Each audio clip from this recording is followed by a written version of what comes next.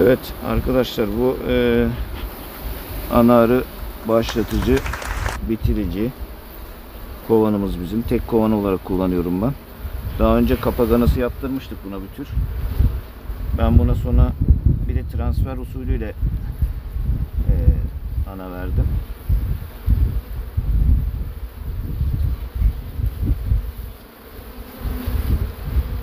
Evet.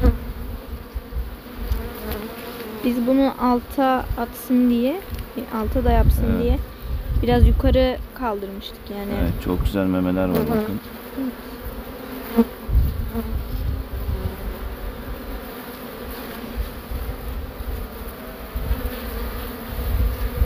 Şimdi kademeli olarak yapmıştım ben bunu. Tekrar vermiştim. İkinci verdiğimde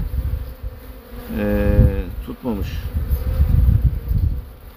Kaç tane meme tutmuş? Önce 1, 2, 3, 4, 5, 6, 7 tane mememiz tutmuştu. Daha sonra tekrar aşılama yaptım. Onda da 1, 2, 3, 4 tane tutmuş.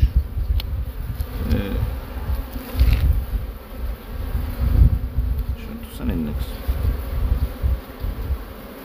Şimdi bu öncekiler biraz daha yaşlı olduğu için hafta sonuna kadar çıkabilir bunlar. Daha önceler ben böyle sürekli arılığa gelemediğim için bu gideyi alıp gidiyordum.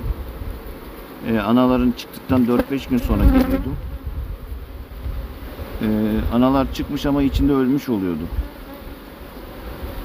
Daha sonra bir yerde okudum ben. Diyor ki ana diyor çıkar çıkmaz ilk diyor bal yer diyor. Öyle olunca dedim ki herhalde bizim hatamız bu. Ben artık bu bili almadan önce kapağın üzerine 1-2 damla, zaten 1-2 günlük bir kere, hepsini beslemiyorlar ama bazılarını besliyorlar. Onlar ölmüyor. Herhalde hepsini beslemiyorlar ki bazıları içinde ölmüş olarak kalıyor. Yani doğmuş ama ölmüş oluyor. O yüzden ben dibine biraz bal bulaştırıyorlar bunun. Bal bulaşığı dibinde kalıyor. Böylelikle o ölümlerin önüne geçmiş oluyor. Tutmayanlara bir daha aşılayacak mısın? Şimdi buna biraz destek vereceğim ben şimdi bu anaya. Tekrar açık yavru, kapalı yavru. Bir kendini yenilesin. Bir tur daha sonra ana çıkartacağım. Bunun anası yok değil mi? Anası yok mu?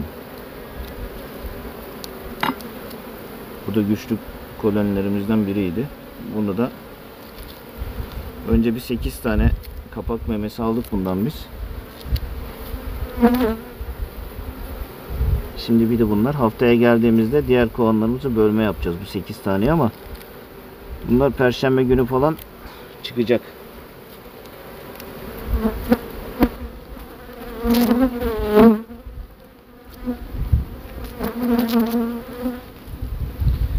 Evet, çarşamba, perşembe günü çıkacak olan analarımızı bir kutuya aldım. Hafta sonu bunlar için bölme yapacağım. 2, 4, 6, 7 tane anamız var çıkacak. Çünkü bir tanesi çıkarsa bunların hep diğer hepsini bozar.